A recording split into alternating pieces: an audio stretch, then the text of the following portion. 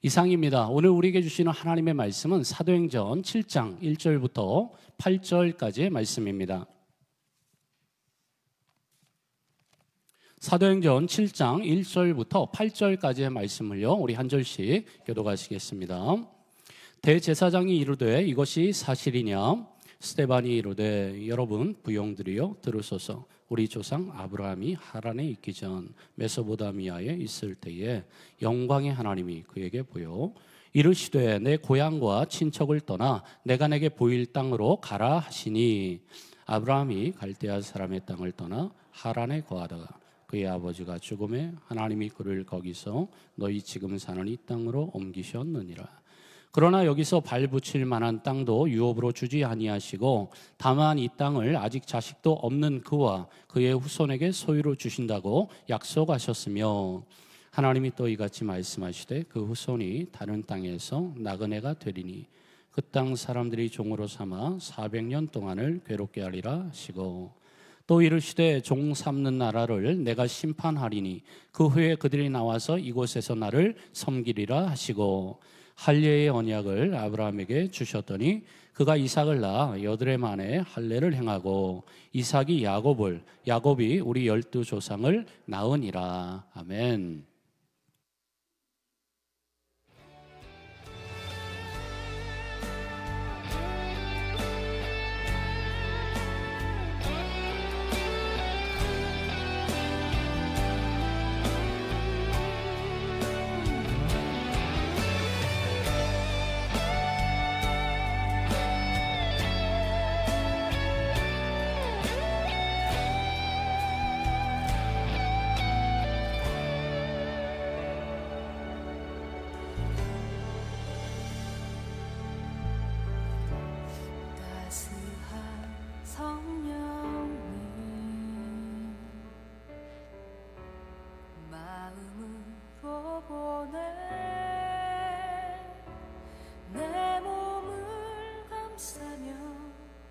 주어지는 평안함 만족함을 느끼네.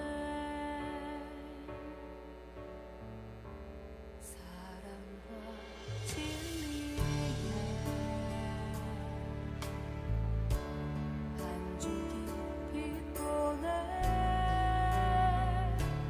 내 몸을 감싸며 주어지는 평안함 그 사랑을 느끼네. 부르신 곳에서 나는 예배하네. 어떤 상황에도 나는 예배하네. 부르신 곳에서 나는 예배하네.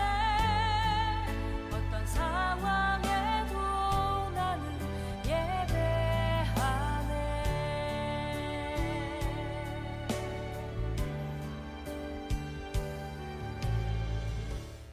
지난 11월 초에 있었던 엘살바도르 단기 선교입니다. 우리 교회 파송 선교사님으로 엘살바도르의 많은 교회들을 지금 개척해 나가고 계시는 중에 우리 귀한 단기팀 갔다 오셔서 큰 은혜의 역사들이 있었다고 이렇게 보고를 하셨습니다. 정말로 더운 날씨에도 수고 많이 하셨는데 또 이 일을 통하여 그 현장에 큰 은혜와 또 복음 전파의 역사가 있었음을 감사드리며 하나님 앞에 영광과 찬송을 올려드립니다. 수고하신 모든 분들을 위해서 한번 격려의 박수로 한번 축복해 주시면 감사하겠습니다. 엘살바도르 다녀오신 모든 분들 수고 많이 하셨습니다. 우리 앞뒤 좌우에 계신 분들과 성도에 지금 교제를 하실 때 서로를 향해서 한번 축복하시면 좋겠습니다. 사랑합니다. 축복합니다. 주님의 이름으로 환영합니다.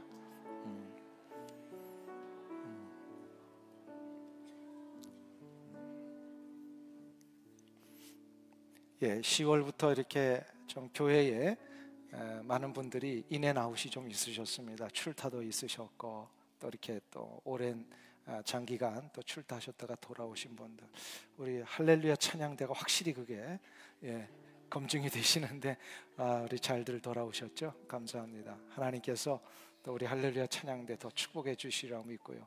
또 혹시나 이 자리에 몸이 아프신 분들 계시다면 오늘 예배 가운데 만져주시는 하나님의 놀라운 치유의 경험을 하나님 이루시기를 간절히 소망합니다. 축복합니다. 잘 오셨습니다. 오늘 함께 나눌 말씀의 제목은 할례의 언약과 그리스도입니다.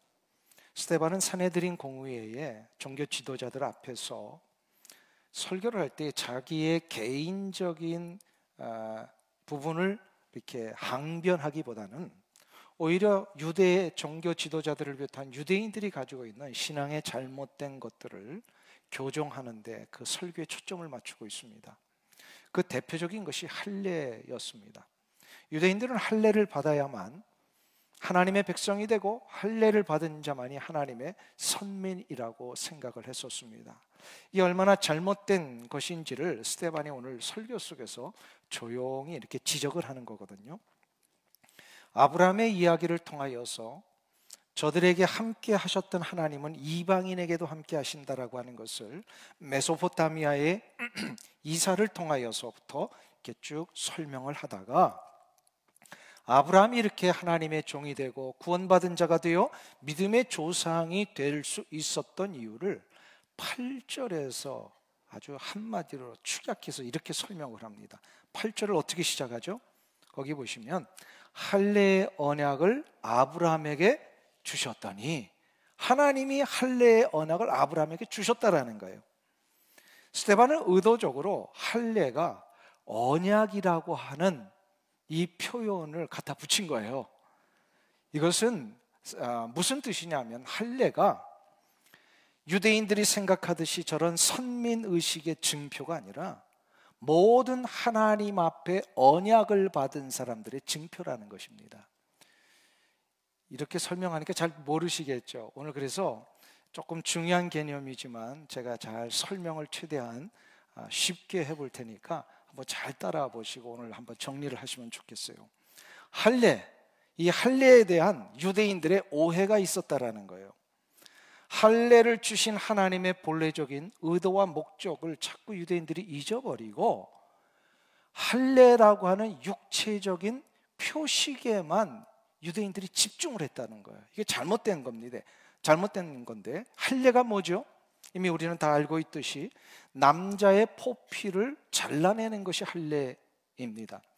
이것을 통해서 유대인들은 할례의 이 외적인 표식이 있을 때만 하나님의 백성이 되고 아브라함의 후손이고 자기들은 선민이다, 이렇게 여겼습니다. 이거 정말 오해죠. 이 할례는 그래서 역사적으로 보면 유대인들의 민족적인 자긍심을 고취시키는 상징적인 것이었어요. 그러니까 선민의식 하면은 할례, 이렇게 저들은 생각했다라는 거예요. 근데 여기서 문제가 하나 발생이 됩니다. 저들의 주장대로라면 할례가 없는 자들은, 할례 받지 못한 자들은 하나님의 자녀가 될 수 없다라는 결론이 나옵니다. 어떻게 생각하세요? 지금 스데반이 설교 속에서 이거를 지적을 한 거예요. 이거 참 심각한 문제다. 초대교회 안에는 이미 그 교회가 예루살렘 교회를 시작으로 해서 이제 많은 교회들이 확장되고 있는 가운데 그 교회 안에 이방인들도 교회 안에 들어와 예수 믿는 자들이 된 이런 일들이 계속해서 퍼져나가고 있었습니다. 근데 이방인들 중에서는 할례를 받지 않은 자들도 있었거든요. 그러면 이미 예수 그리스도 안에서 거듭나 하나님의 자녀가 됐다고 생각을 했는데 유대인들의 해석에 의하면 할례 받지 않았으니까 저들은 아직 구원받지 않은 거다, 이렇게 돼버리는 결론이 나오는 거예요. 스데반이 그래서 이거를 지적을 하고 잘못되었다, 이것을 지적하는 한마디의 표현이 할례는 언약이었다, 언약의 증표다. 할례는 하나님의 백성이 되는 외적인 어떤 표식이 아니라 언약의 표식이라는 거예요. 언약이라고 하는 것은 무슨 뜻입니까? 이것은 쉽게 말하면 하나님이 인간을 구원하시기 위해 세우신 하나님의 구원의 약속을 뜻하는 거예요. 그러니까 언약 하면 이꼴 구원이라고 하는 것과 같이 써야 이 언약의 개념이 정리가 됩니다. 자, 그러면 여러분들은 하나님의 언약의 백성이 된 거 맞습니까? 언약하면 이 꼴 뭐라고 생각하면 쉽게 된다 그랬어요? 구원이에요. 진짜 내가 하나님의 언약의 백성이 되었다라고 하는 것은 내가 하나님의 구원받은 백성이 되었다, 이거하고 똑같은 말이에요. 같은 말이에요. 이게 쉽게 이해하는 방법이거든요. 자, 그러면 언약이라는 말이 이미 이전에도 구원에 대한 개념들이 창세기 때부터 나오지만, 이 언약이라고 하는 단어가 성경에 구체적으로 제일 먼저 나온 곳이 있습니다. 바로 노아의 홍수 때에 하나님이 이 단어를 사용을 하십니다. 창세기 6장 18절을 한번 보세요. 거기 보시면 스크린에 있으니까 우리 같이 읽겠습니다. 그러나 노아는 내가 내 언약을 세우리니 너는 내 아들들과 내 아내와, 이 말씀을 좀 그대로 한번 놔둬보세요. 거기 보시면 하나님이 노아와 그 가족들에게 뭘 세우셨다고요? 언약을 세우셨는데 그 언약을 세우는 증표를 주신 거예요. 가시적인 게. 그게 뭐예요? 방주입니다. 방주가 언약의 증표예요. 표식이에요. 즉 방주만 보면 하나님이 나를 구원하시겠다고 약속하신 이 표식이구나, 이렇게 깨닫게 된다라는 거죠. 그래서 언약의 증표로 방주를 주신 거예요. 죄로 물든 세상 멸하기 전에 홍수의 심판을 내리실 때에 노아의 식구만은 살려두시겠다라고 하는 이 구원의 약속, 이게 바로 언약의 증표인데 그것이 방주였습니다. 근데 두 번째 언약이 나와요. 창세기 보면 바로 노아의 홍수가 끝난 다음에 또 언약을 주십니다. 창세기 9장 11절부터 13절인데요 같이 한 목소리를 읽겠습니다. 내가 너희와 언약을 세우리니 다시는 모든 생물을 홍수로 면하지 아니할 것이라. 땅을 멸할 홍수가 다시 있지 아니하리라. 하나님이 이르시되 내가 나와 너희와 및 너희와 함께하는 모든 생물 사이에 대대로 영원히 세우는 언약의 증거는 이것이니라. 내가 내 무지개를 구름 속에 두었나니 이것이 나와 세상 사이의 언약의 증거니라. 13절을 그대로 보세요. 하나님이 홍수 심판 이후에 다시는 물로 심판하지 아니하시고 노아를 구원하시듯이 하나님이 이제 구원의 역사를 계속해서 인간의 삶에 이루어 가시겠다, 이 언약을 선언하시는데 그 언약의 증거가 뭐라고요? 무지개였어요. 우리는 무지개 보면은요, 신난다, 그게 아니라 무지개를 볼 때마다 구약 백성들에게는 뭘 가르쳐 주신 거예요? 구원에 대한 하나님의 약속을 가르쳐 주신 거예요. 세 번째 언약에 대한 내용이 등장을 합니다. 그것은 바로 아브라함 시대입니다. 창세기 15장 17절부터 18절 말씀을 같이 봉독하겠습니다. 해가 져서 어두울 때 연기나는 화로가 보이며 타는 횃불이 쪼갠 고기 사이로 지나더라. 그날에 여호와께서 아브라함과 더불어 언약을 세워 이르시되 내가 이 땅을 애굽 강가에서부터 큰 강 유브라데까지 내 자손에게 주노니. 하나님께서 아브라함에게 가나안 땅까지 인도를 하셨는데 이 가나안 땅에서 하나님이 주신 이 기업을 물려줄 자식은 아직 주시지 않았었어요. 그러니까 아브라함의 편에서 보면 굉장히 좀 불안하고 답답했을 거예요. 이때 하나님이 아브라함을 이끌어내셔서 하늘의 별을 보라, 바다의 모래와 같이 하늘의 별과 같이 내가 너에게 자손을 허락하겠노라 하면서 그 구원의 후손들이 이어져 나갈 것을 하나님이 언약 가운데 선언하신 거예요. 근데 그 언약의 증표가 뭐였어요? 읽었잖아요. 17절 다시 한번 보여주세요. 해가 져서 어두울 때 연기나는 화로가 보이며 타는 횃불이 쪼갠 고기 사이로 지나더라. 이거는 하나님이요, 이 언약을 이루시겠다라고 하는 증표로 주셨어요. 즉 고기를, 그 제물들을 쪼개놓고 그 가운데 사이로 횃불 가운데 지나가셨다라는 뜻이에요. 자, 여기서 하나님께서 언약의 증표로 타는 횃불을 보여주신 거예요. 이게 언약의 증표죠. 자, 이 증표를 받은 후에 아브라함은 하나님이 이제 내가 나이가 이렇게 들었는데도 불구하고 하나님이 자손 주신다고 했지. 그러면서 이제는 자손을 진짜 주실 수 있도록 자기가 한번 행동에 옮겨 봅니다. 그게 누구와 사라의 몸종인 하갈을 통하여서 자식을 낳게 돼요. 이때 나이가 86세예요. 근데 그때 얻은 아들이 누구예요? 이스마엘이에요. 근데 한번 보세요. 하나님은 분명히 아브라함의 몸, 곧 사라 사이에 자녀를 주시겠다고 했는데 아브라함은 좀 급했던 것 같아요. 자기 나이도 있고. 그러니까 사라가 아닌 하갈을 통하여 아들을 낳았고, 이 아이가 혹시 언약의 후손이 되는 건 아닐까, 이렇게 생각을 했다라는 거예요. 그때가 86세. 13년 동안 하나님이 아무런 응답도 안 하시고 침묵하시다가 99세가 되었을 때 하나님이 아브라함에게 나타나셔서, 아브라함아, 그 이스마엘은 언약의 후손이 아니야, 가르쳐 주신 거예요. 아무리 급하다고 너가 원하는 대로 자녀 만들어서 이게 하나님의 언약의 후손이다 생각하면 안 된다라는 거예요. 하나님의 언약은 하나님이 원하시는 방법대로 이루어내십니다. 결국 아브라함이 99세가 되었을 때에 하나님이 하갈이 아니라 사라의 몸을 통하여서 너에게 언약의 후사를 주는 거야. 그 증표로 하나님이 모든 집안의 남자들에게 할례를 요구하십니다. 할례를 받음으로 내가 이거 확실히 이루겠다라는 것을 증표 삼으신 거예요. 이것이 바로 네 번째 언약의 증표입니다. 창세기 17장 9절과 10절을 함께 봉독하겠습니다.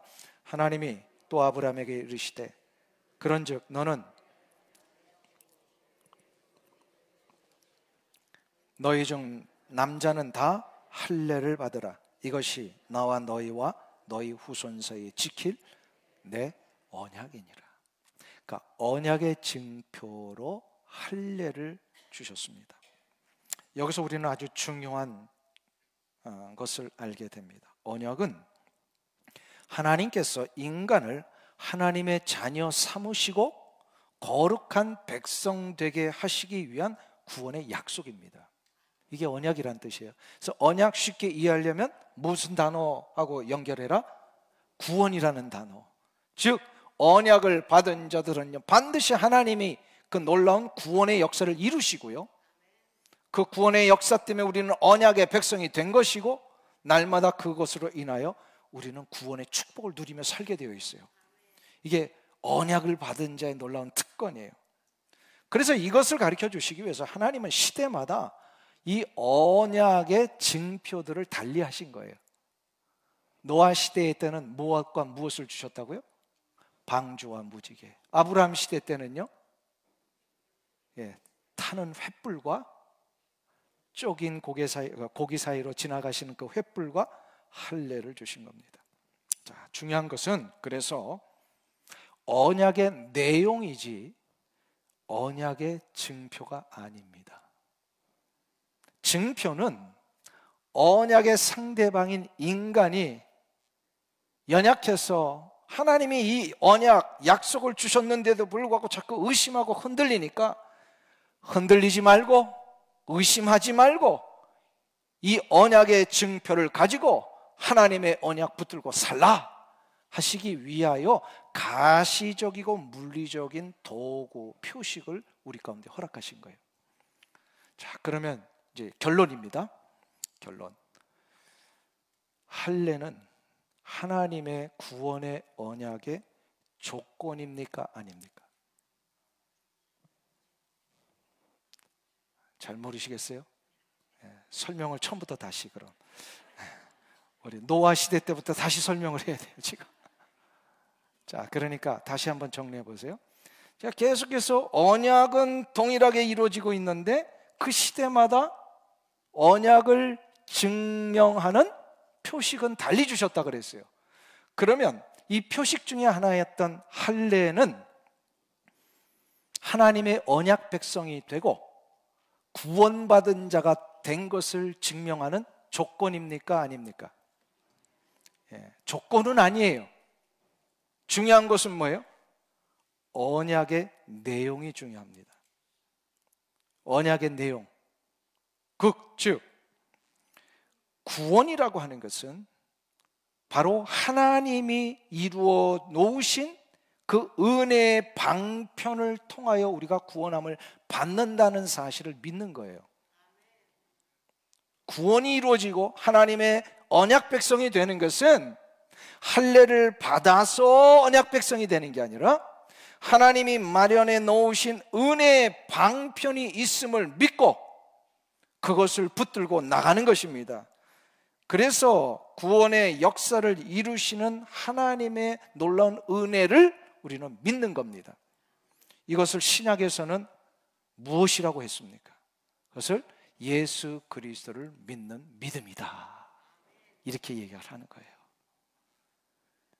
즉 할례가 구원의 조건이 아니라 하나님이 우리를 용서하셔서 구원하시는 이 놀라운 은혜의 방편, 곧 예수 그리스도를 믿는 믿음으로 구원을 얻는 것입니다.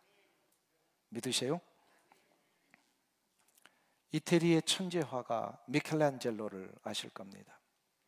이 미켈란젤로의 여러 그림과 또 조각과 이런 것들이 있는데 그 중에서 대표적인 그림이 천지창조에 대한 그림입니다. 그 천지창조 그림을 여러분들 한 번쯤 보셨을 거예요. 창세기 1장부터 시작해서 창세기에 나오는 그 천지창조의 이야기를, 스토리를 그림으로 쫙 그 천정에다가 이렇게 그려놓은 거거든요. 근데 거기에 대표적인 게 하나님께서 이렇게 손가락을 이렇게 쭉 펼치셨을 때 아담이 자신의 손가락을 하나님께 이렇게 맞닿는 장면이 있습니다. 한 번쯤 보셨죠? 예, 우리 미술 시간에도 한 번쯤 보셨을 거예요. 미켈란젤로는 신학자는 아니었지만 분명히 인간이 하나님의 은총과 생명을 얻는 방법이 무엇인지를 그는 분명히 알았기에 이 장면을 그려놓은 거예요. 인간은 오직 하나님이 마련해 놓으신 구원의 방편에 닿아야만 생명을 얻을 수 있다는 거예요. 즉 우리 인간은 하나님에게 닿아야만 구원을 얻을 수 있고 살 수 있는 존재라는 이 사실, 우리는 그 그림을 통해서도 알 수 있고 우리는 이미 신약에 와서도 그것을 깨닫고 있습니다. 인간이 하나님에게 닿을 수 있는 유일한 방법은 오직 하나뿐입니다. 예수 그리스도의 십자가의 은혜를 믿는 믿음으로, 그 예수 그리스도의 십자가가 나를 위한 것이었음을 믿는 거예요. 여기서 믿는다라고 하는 것은 감정적으로 믿어진다 그 뜻이 아니라, 그래서 믿는다는 것은 다른 것으로는 구원받을 방법이 없고 오직 예수 그리스도의 십자가를 통하여 하나님이 마련해 놓으신 이 구원의 방법만이 나를 살릴 수 있습니다를 인정하고 그거 붙드는 걸 얘기를 해요. 이게 예수 그리스도를 믿는다라는 뜻이에요. 그래서 감정적인 게 아닙니다. 믿음은 결단입니다. 이 예수 그리스도의 십자가가 결국은 이 언약의 중심입니다. 스데반은 그래서 할례가 중요한 것이 아니라 언약의 중심 내용이 중요함을 지금 가르쳐주고 있는 거예요. 언약의 중심이 뭐라고요? 예수 그리스도의 십자가입니다. 우리를 구원하신 하나님의 은혜를 받아서 예수 그리스도의 구원의 역사를 받아들이는 이 믿음을 갖는 것, 그래서 예수 그리스도는 할례의 언약을 완성하신 분이십니다. 오늘은 무슨 신학적인 강론을 하는 것은 아니었습니다. 왜냐하면 지금 유대인들이 뭘 잘못 생각하고 있는지를 스데반이 설교 속에서 지금 선언하는 거예요. 가만히 보니까 유대인들이 할례를 강조하면서도 그 정작 할례의 언약을 완성하신 예수 그리스도를 거부하고 있더라는 거예요. 얼마나 모순이고 얼마나 어리석습니까? 할례는 누구를 지금 가르쳐 주시려고 준 거예요? 예수 그리스도의 구원의 역사를 가르쳐 주시기 위해 이 할례를 그냥 그 시대에 허락하신 건데, 정작 유대인들은요 예수 그리스도는 거부하고 이 할례만을 붙들고 있었더라는 거예요. 이보다도 어리석고 모순된 일이 어디 있습니까? 그래서 51절에 오늘 본문 뒤에 가보시면 7장 51절에 거의 설교를 마무리할 때 하도 답답하니까 막 책망을 합니다. 스데반이. 51절을 보세요. 여기 보시면 목이 곧고 그 마음과 귀에 할례를 받지 못한 사람들아, 너희도 너희 조상과 같이 항상 성령을 거스르는도다. 아무리 육체에 할례의 표식이 있어도 예수 그리스도를 거부한다면 그것은 할례의 언약을 받지 못한 거라는 거예요. 자, 그렇다면 오늘 이 아침에 이 자리에 앉아 계신 여러분들에게 저는 다시 묻습니다. 여러분들은 할례의 언약을 받으신 분들 맞습니까? 이 질문이 뭔지 이해가 안 되십니까?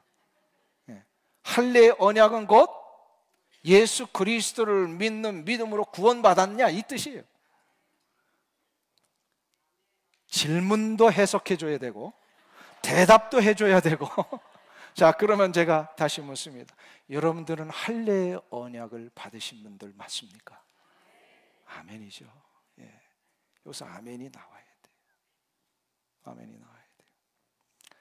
다시 한번 우리 하나님 앞에서 이것을 고백하자고요. 여러분들은 할례의 언약을 받으신 분들 맞습니까? 아멘. 얼마나 감사해요. 이것이 진정 예수 믿는 자의 증거입니다. 그러면 아직도 이 부분에 대하여 조금 확신이 안 서고 이 부분에 대하여 자신이 없는 분들은 염려하지 마세요. 이거를 점검하는 방법이 있습니다. 나는 할례의 언약 가운데 들어간 자인지 아닌지를 확인하는 방법이 두 가지가 있어요. 첫 번째는 뭐냐면 할례를 통해서 내가 과연 나의 옛 자아가 죽었는지를 확인하시면 됩니다. 옛 자아가 죽었는지를 확인해야 돼요. 할례는 남자의 포피를 잘라내는 것이라 했어요. 포피를 벤다라고 하는 것은 사도 바울에 의하면 분명하게 해석을 해줍니다. 옛 사람의 모든 것을 잘라내는 것이다 라고 말씀을 합니다. 골로새서 2장 11절에서 사도 바울이 이렇게 선언해요. 같이 읽겠습니다. 또 그 안에서 너희가 손으로 하지 아니한 할례를 받았으니 곧 육체의 몸을 벗는 것이요 그리스도의 할례니라. 그 안에서라고 하면서 예수 그리스도 안에서 거듭난다라고 하는 뜻입니다. 바로 예수 그리스도를 구주로 영접한 자는 그리스도의 할례를 받은 것인데, 할례는 육체의 몸을 벗는 것이다. 이게 무슨 뜻입니까? 육체의 몸을 벗는다라고 하는 것은 내가 예수 믿기 이전에 육적인 모든 것을 다 잘라낸다는 얘기입니다. 육신의 정욕과 안목의 정욕과 이생의 자랑들이 다 깨트려지는 걸 얘기를 합니다. 왜냐하면 이제는 내가 존재와 나의 육적인 모든 것이 새로워졌기 때문에 그렇습니다. 그래서 이것을 또 다른 말로 새 옷을 갈아입는 것이다. 새 옷을 갈아입으신 거예요. 제가 토요일 날 말씀드렸잖아요. 새 옷을 갈아입은 거예요, 여러분들. 자꾸 험한 작업을 하고, 혹은 어린 시절에는 막 그 진흙구덩이에서 뛰어놀다가 냄새나고 이렇게 더러운 옷 입고 들어오면 어떻게 합니까? 엄마가 그 옷 다 벗겨주고 목욕시킨 다음에 깨끗한 옷을 입혀줍니다. 자, 그러면 성숙한 사람은 어른이 되면 더 이상 어떻게 해요? 그 깨끗한 옷 입고 다시금 진흙덩이에 들어가지 않습니다. 그런데 애들은요, 어릴 때는 깨끗한 옷 입혀줬는데 또다시 들어갑니다. 왜 그럴까요? 아직 성숙하지 않은 거예요. 그러니까 무슨 얘기냐면 예수 그리스도 안에서 거듭나면 존재적으로는 깨끗해졌는데 성숙하지 못한 사람들은 자꾸 옛날 방식으로 돌아간다는 거예요. 그러니까 우리가 확인해야 될 것은 내가 영혼과 육체가 존재적으로 깨끗하여졌음을 깨달아야 합니다. 그리고 시간이 지나면 지날수록 나는 더 이상 이 새 옷을 입은 것을 더럽히지 않겠다라고 하는 이 결단과 각오가 내 삶 가운데 일어날 때, 아하, 나는 진짜 언약 백성 맞구나 깨닫는 거예요. 믿으세요? 이 깨달음이 없으면 더러운 옷을 입었다가 새 옷을 입었는데도 불구하고 자꾸 그 흙구덩이에 들어가는데도 감각이 없다. 그러면 그분은 아직 새 옷 입지 않은 거라고 생각하셔도 틀리지 않습니다. 그러니까 구원을 받으면요, 죄를 지을 때 꺼리낌이 있어요. 그러나 구원을 받지 않으면 죄를 지어도 거리낌이 없습니다.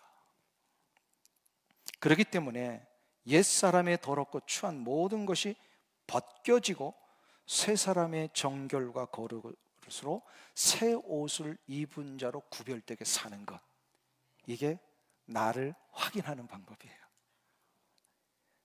거룩한 옷을 입은 자임을 내가 확신하고 나가는 거, 이게 바로 무슨 증거라고요?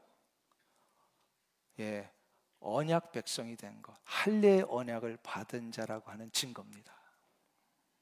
그래서 구약의 할례는 신약의 세례입니다. 신약의 백성들은 더 이상 할례를 받지 않고 세례를 받습니다. 세례는 하나님 앞에서 내 자신이 마음의 할례를 받는 것인 동시에 내 스스로가 옛사람은 죽고 예수 그리스도와 함께 새 사람으로 내가 거듭났다라고 하는 것을 깨달아 이제는 거룩한 삶으로, 성결한 삶으로 내가 가겠습니다, 이걸 다짐하는 시간이에요. 그러니까 다시금 세례를 정리하셔야 돼요. 세례는 구원받기 위한 조건이, 세례받으면 구원받는 게 아니고요, 구원받은 자가 세례를 받는 겁니다. 이거를 아직도 모르시는 분들이 있더라고요. 그래서 이런 분이 있었어요. 저희 교회 목사님, 우리 어머니 임종이 얼마 안 남으신 것 같은데 와서 세례 좀 베풀어 주세요, 그러더라고요. 그래서 이분이 뭐 마음은 제가 충분히 이해합니다. 간절함이 있으셨기 때문에. 근데 제가 다시금 말씀드렸어요. 내가 세례를 베푼다고 어머니가 구원받은 자가 되는 게 아니라 어머니의 입으로 예수 그리스도를 나의 구원자임을 고백하면 세례를 베푸는 겁니다. 이렇게 가르쳐 드렸어요. 그러니까 급하시다면 뭐 절차 다 생략하시고 어머니에게 예수 영접하시라고 귓가에 들려드려야 됩니다. 세례가 중요한 게 아니에요. 세례가 급한 게 아니에요. 예수 그리스도를 나의 입으로 고백하고 하나님의 이 놀라운 할례의 언약의 자리로 들어오시게 하는 거예요. 이게 더 중요한 거예요. 그럼 세례는 왜 하느냐? 이렇게 하나님의 언약의 자리에 들어온 자로 하여금 이제는 하나님의 거룩한 백성이 되었음을 자기 스스로도 다짐하고 많은 사람 앞에서, 하나님 앞에서 나는 이제 옛 자아가 죽고 거룩과 성결의 삶으로 살기로 다짐합니다. 이거를 결단하는 공적인 선언의 시간이 세례예요. 그래서 세례를 받는 거예요.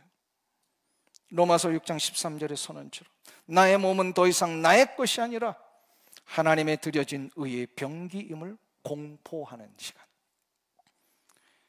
여러분의 몸은 이제 구원받은 다음부터는요, 여러분의 소유가 아닙니다. 우리의 몸은 하나님의 소유가 되었습니다. 내 몸은 하나님의 것입니다. 그렇기 때문에 거룩하게 이제는 내 몸을 사용해야 합니다. 믿으십니까? 구원받았다면요, 내 몸을 거룩하게 사용해야 돼요.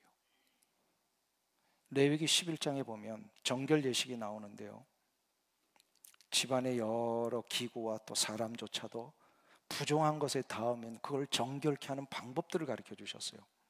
그 중에 집안에서 살림을 하시는 분들은 예나 지금이나 귀한 걸 귀하게 여기는 게 뭐예요? 그릇이잖아요. 그릇이 혹시나 잘못 부지 중에 부정한 것에 다 있으면요, 그 그릇을 어떻게 하라고 가르쳐 주셨어요? 예, 질그릇을 깨트려 버려라. 나무 그릇 같은 경우에는 물에 하루 종일 담그게 하십니다. 옷이 만일에 부정한 것에 닿으면 이 옷을, 그 광야 생활에 물이 어디 있어요? 그러나 빨게 하셨어요. 아주 수고와 결단을 하게 하시는데 그 질그릇, 광야 생활에 이 흙으로 만든 그릇을 만들어낼 수 있습니까? 아니, 이미 다 애굽 시절이고 갖고 나왔던 거예요. 수년 동안, 수십 년 동안 애지중지하면서 살림을 하는 집안에서 이거 하나 가지고 밥을 먹고 수많은 일들을 했는데 부정한 것이 탁 닿았다. 그러면 과감하게 깨트려 버리라고 하셨어요. 무슨 얘기일까요? 하나님의 언약 백성의 자리로 들어오면 죄를 짓고 부정하게 만드는 모든 것은 과감하게 잘라내라는 거예요. 아까워도 잘라내야 합니다. 수십 년간 붙들어왔던 그것을 할지라도 잘라내야 합니다. 이게 바로 언약 백성된 자의 증거예요. 육체의 정욕, 안목의 정욕, 이생의 자랑들, 이러한 것들이 죄된 것이었다면 다 잘라내야 합니다. 지난 주일 3부 예배 때 참 의미 있는 한 순서가 있었습니다. 우리 교회 집사님 가정 중에 14살짜리 되는 아들, 정확한 이름이 루카스인데, 이 루카스가 입교 예식을 했습니다. 입교 예식을 하는데 모든 세례와 입교 예식 때는 그 간증문, 신앙의 고백문을 쓰게 하거든요. 그래서 입교 예식을 하고 14살짜리 너 간증문 너무 잘 썼는데 앞에서 한번 모든 성도님들 앞에서 발표를 해라 했더니 내가 순종을 해서 그걸 발표를 했어요. 그 내용을 듣고서요, 제가 정말 감동과 깜짝 놀랐어요. 그 내용을 잠깐만 소개하면 이런 거예요. 저에게 예수님은 단순한 친구나 선생님 그 이상의 분이십니다. 예수님은 죄악 가운데서 저를 건지시고 인도하시는 구세주이십니다. 제가 넘어질 때마다 예수님은 저를 일으켜 주시고 올바른 길을 찾도록 도와주시며 다시 죄에 빠지지 않도록 나를 보호해 주고 계십니다. 얘는요 14살인데 정확하게 세례의 의미가 뭔지를 알고 있었어요. 비록 자기가 갓 태어나 부모의 신앙으로 유아 세례를 받았지만 14살이 되었을 때에 아직 중학교 나이예요. 14살짜리가 그때 받은 세례가 지금 이 순간 나의 신앙의 고백입니다 하면서 이걸 발표를 한 거거든요. 정확하게 근데 그 핵심이 뭔지 알았어요. 이제 나는 구원받은 자요 세례받은 자에게 거룩과 성결의 삶을 살겠습니다. 그 뜻이에요. 이게 정확하게 세례의 의미입니다.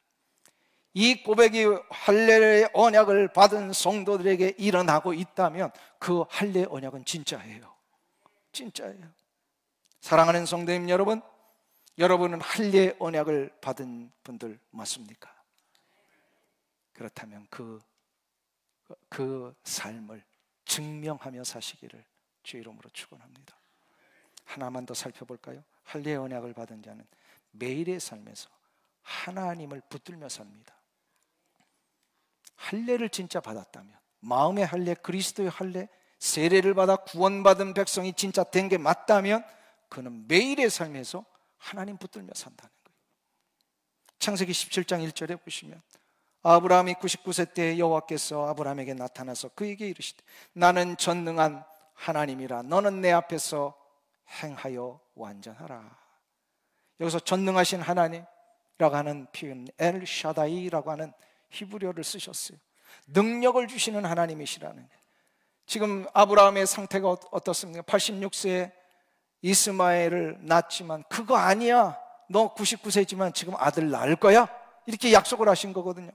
아브라함의 편에서 보면은요 99세인 내 나이 도저히 아들을 낳을 수 있는 나이가 아닌데 살아도 이미 그러니까 아이를 생산할 수 있는 그런 모든 몸의 기능이 다 멈췄다 그랬어요. 한번 생각해 보세요. 99세에 아이 낳을 수 있어요, 여러분들? 그러나 하나님은 지금 아브라함에게 안심을 시켜주시는 거예요. 너 나이 99세야? 나는 누구냐? 엘 샤다이 하나님. 전능하신 하나님이 역사하시면 인간적으로는 불가능해 보여도 너는 분명히 아이를 낳을 수 있는 거야. 아멘. 하나님께서 역사하시면 불가능이 없습니다. 하나님이 아브라함을 찾아오셔서 나는 전능하신 하나님, 너는 이제 모든 것이 안 된다고 포기하고 이제는 나는 더 이상 아들을 얻을 수 없습니다, 이렇게 내려놓아 줬을 때 그때 비로소 하나님이 개입하신다는 거예요. 모든 인간의 가능성이 내려놓아질 때 비로소 하나님은 역사를 시작하십니다. 아브라함아, 너 스스로 죽은 몸이라고 생각하느냐? 그러나 나는 너의 몸을 통하여 후사를 허락한다. 무에서 유를 창조하신 하나님, 나를 만드신 하나님께서 지금까지도 한치 오차도 없이 정확하게 하나님의 의도대로 내 인생을 인도하셨어요. 믿으셨어요? 내가 왜 지금 이 자리에 와 있는지 어쩌다가 온 것이라고 생각하십니까? 아니, 하나님의 정확한 의도와 계획 속에 지금 나를 여기까지 인도하신 거예요. 믿으십니까? 하나님은 생명을 만드실 수 있는 분이시오. 죽은 몸과 같았던 아브라함과 사라의 몸에서 놀라운 새 생명을 허락하신 하나님께서 엘샤다이의 하나님이 지금 여러분의 하나님이십니다. 이거를 믿고 날마다 하나님의 전능하신 손 붙들고 산다 하면 여러분들은 할례의 언약을 받으신 분임에 틀림없어요. 하나님 앞에 구원받지 않은 자는요, 하나님 붙들지 않습니다. 매일의 삶에서 하나님 도와주세요 이런 말 하지도 않아요. 네, 이 상황 속에 하나님 나를 좀 도와주세요. 하나님 지금 내 육체의 상황이 어떤지 아시잖아요. 엘샤다이의 하나님은 여러분의 육체의 문제도 해결하십니다. 사방팔방으로 닫혀있는 것 같은 내 삶의 정황 속에 하나님은 그 모든 장애물들을 내려놓게 해주시고 시온의 대로를 열어주십니다. 이게 엘샤다이의 하나님이에요. 그 하나님을 붙들고 산다면 여러분은 할례의 언약을 받으신 분임에 틀림없습니다. 스스로 점검해 보세요. 나는 할례의 언약을 받은 자 맞는가? 사랑하는 성도님 여러분, 날마다 시인의 고백과 같이 내가 산을 향하여 눈을 들리라. 나의 도움이 어디서 올꼬? 나의 도움은 천지를 지으신 여호와에게서로다. 이것을 외칠 수 있는 자는 할례의 언약을 받은 자이며 틀림없음을 믿고 매일마다 전능하신 하나님 엘샤다이의 하나님을 붙들며 나아가시길 주 이름으로 축원합니다. 기도하겠습니다. 자비하신 하나님, 우리 같은 인생을 하나님의 언약 백성 삼으셔서 마음의 할례로 예수 그리스도를 믿는 이 믿음을 주시고 거듭나 하나님의 귀한 백성의 길을 걸어가게 해주시니 감사를 드립니다. 날마다 거룩과 성결의 삶을 살게 하여 주시옵소서. 인생의 목표를 향하여 올라갈 때마다 때로는 실패도 있고 어려움이 있을 때마다 주저앉지 말고 나의 도움이 어디서 올꼬? 분명하게 나의 도움은 천지를 지으신 여호와에게서로다 외치며 나가는 나의 삶이 되게 하여 주시옵소서. 예수님의 이름으로 기도하옵나이다. 아멘.